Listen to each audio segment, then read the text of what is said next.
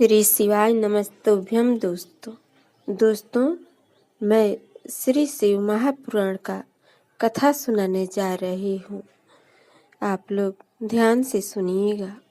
श्री शिव महापुराण विंध्येश्वर संहिता प्रयाग में सूत जी से मुनियों का तुरंत पाप नाश करने वाले साधन के विषयों में प्रश्न। साथियों, जो आदि और अंत में तथा मध्यम में भी नित्य मंगल है, जिनकी समानता अथवा तुलना कहीं भी नहीं है, जो आत्मा के स्वरूप को प्रकाशित करने वाले देवता परमात्मा है, जिनके 5 मुख है और जो खेल ही खेल में अनायास जगत की रचना, पालन और संहार तथा अनुग्रह एवं तिरोभाव रूप 5 प्रबल कर्म करते रहते हैं, उन सर्वश्रेष्ठ अजर अमर ईश्वर अंबिकापति भगवान शंकर का मैं मन ही मन चिंतन करती हूँ।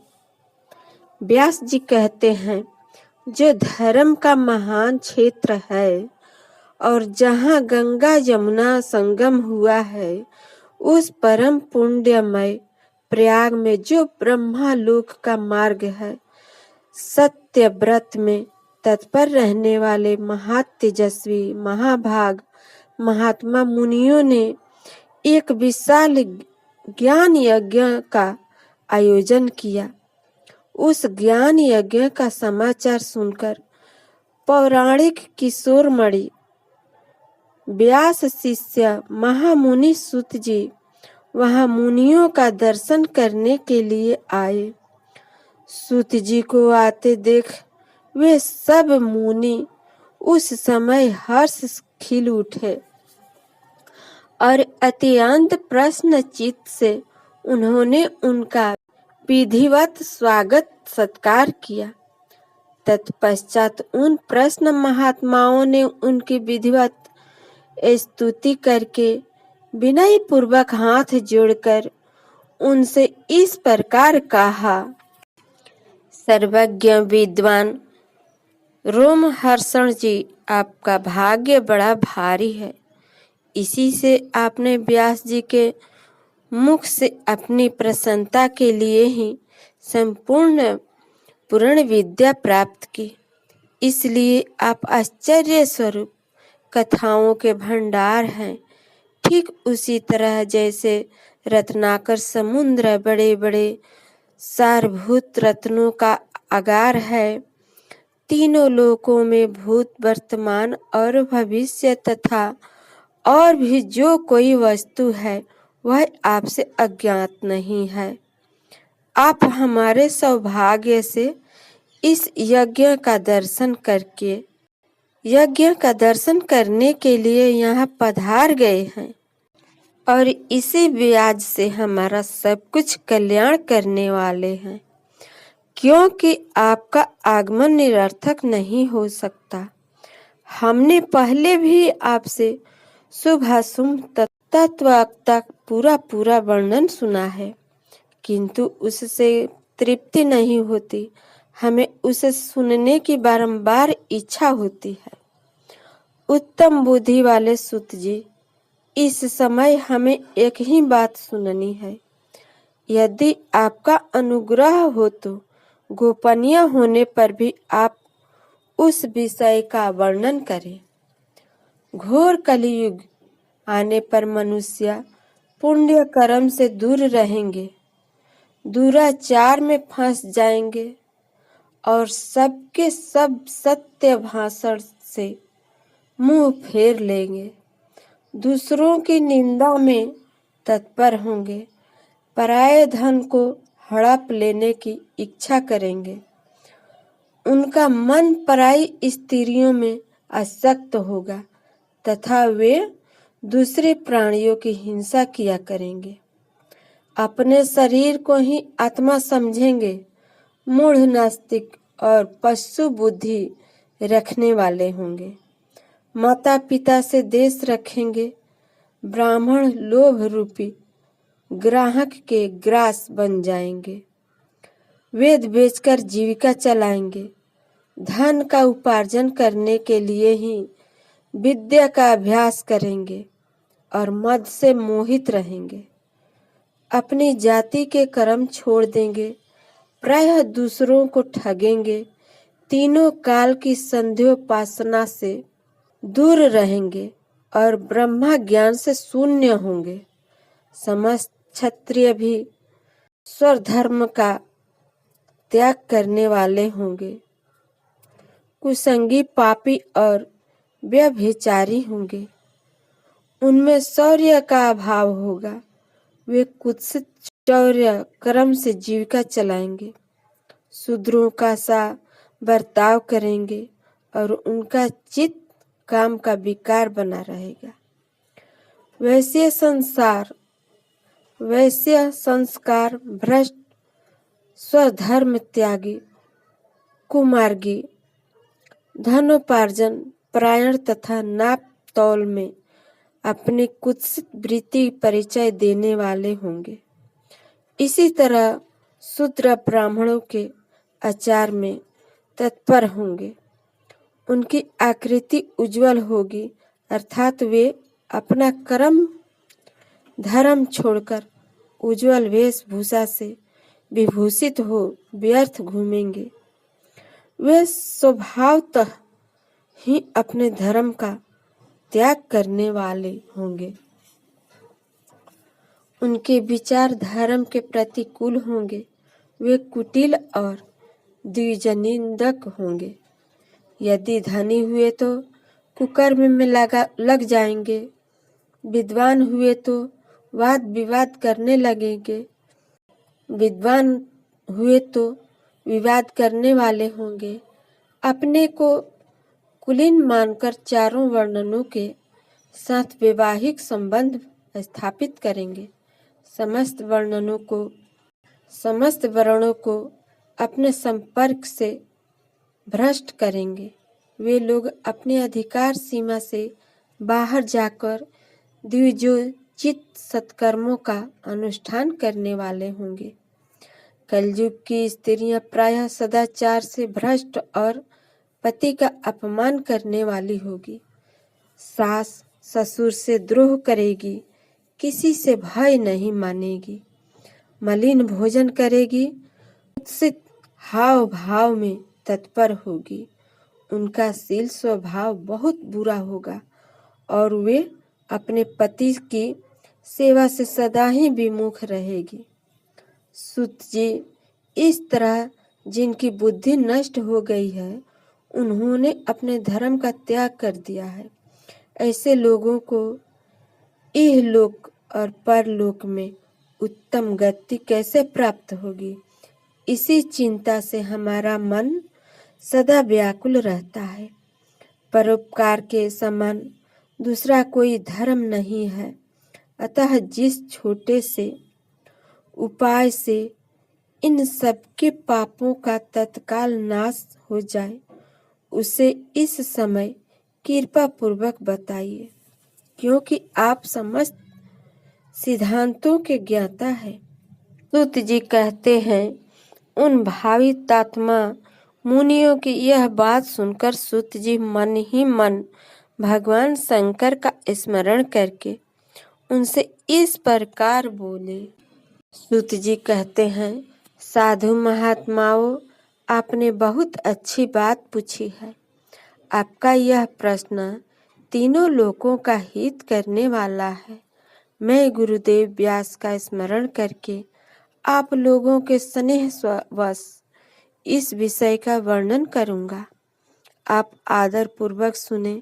सबसे उत्तम जो शिव पुराण है, वह वेदांत का सारा सर्वस्व है तथा वक्ता और श्रोता का समस्त पाप राशियों से उद्धार करने वाला है।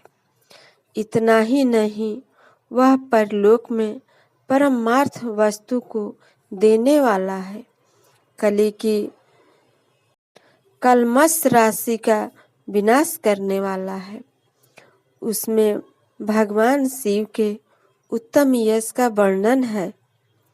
ब्राह्मणों का धर्म, अर्थ, काम और मोक्ष, इन चारों पुरुषार्थों को देने वाला है।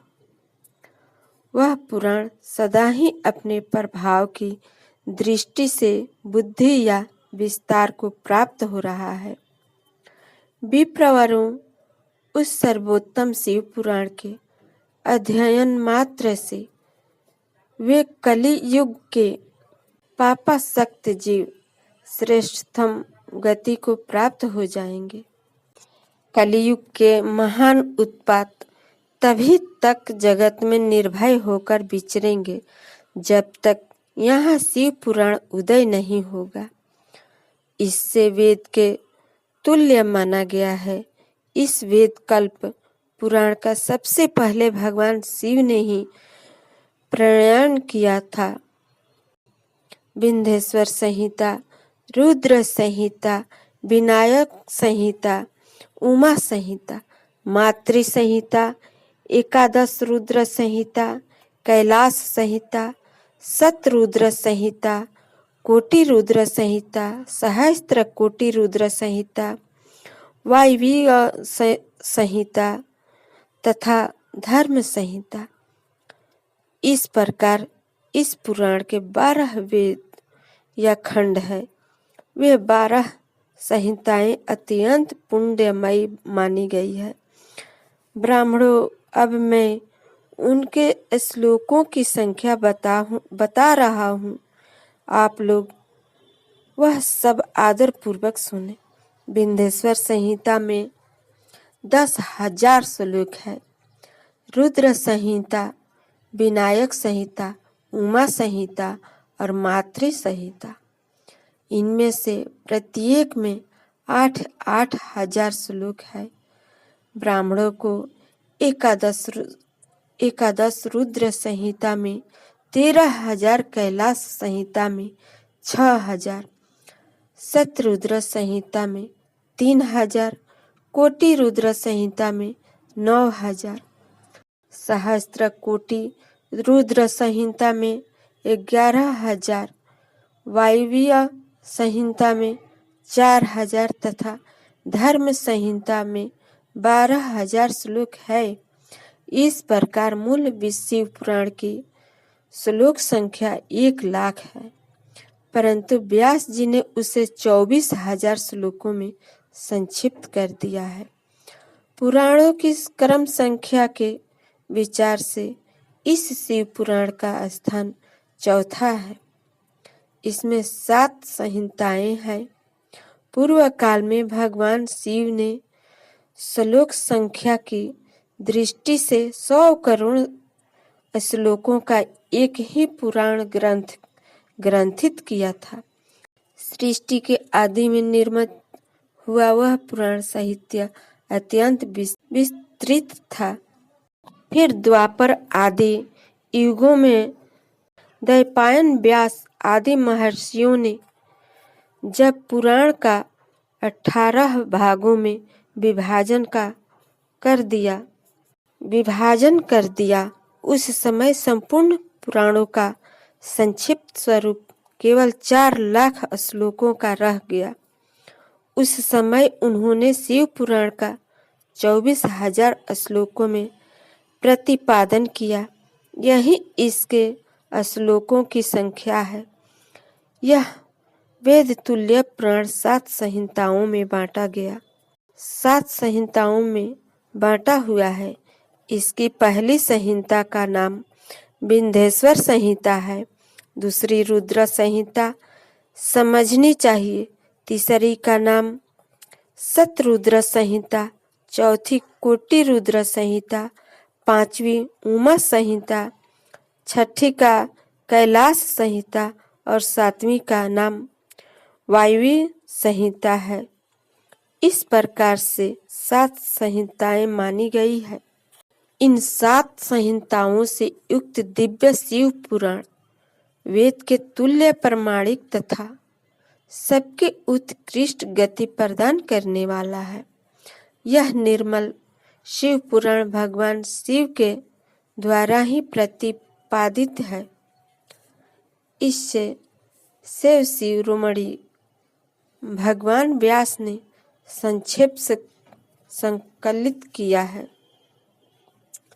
यह समस्त जीव समुदाय के लिए उपकारक, विविध तापों का नाश करने वाला, तुलना रहित एवं सत्पुरुषों को कल्याण प्रदान करने वाला है। इसमें वेदांत विज्ञानमय प्रधान तथा निष्कपट निष्काम धर्म का प्रतिपादन किया गया है। यह पुराण ऐश्वर्य रहित अंतःकरण वाले विद्वानों के लिए जानने की वस्तु है। इसमें श्रेष्ठ मंत्र समूह का संकलन है तथा धर्म, अर्थ और काम इस त्रिवर्ग की प्राप्ति के साधन का भी वर्णन है। यह उत्तम शिव पुराण समस्त पुराण में श्रेष्ठ है। वेदांत में वैद्य रूप से विलसित परम वस्तु परमात्मा का इसमें गान किया गया है। जो बड़े आदर से इसे पढ़ता और सुनता है वह भगवान शिव का प्रिय होकर परम गति को प्राप्त कर लेता है। दोस्तों, श्री शिव महापुराण का विंध्येश्वर संहिता का पहला अध्याय संपन्न हुआ। श्री शिवाय नमस्तुभ्यम दोस्तों।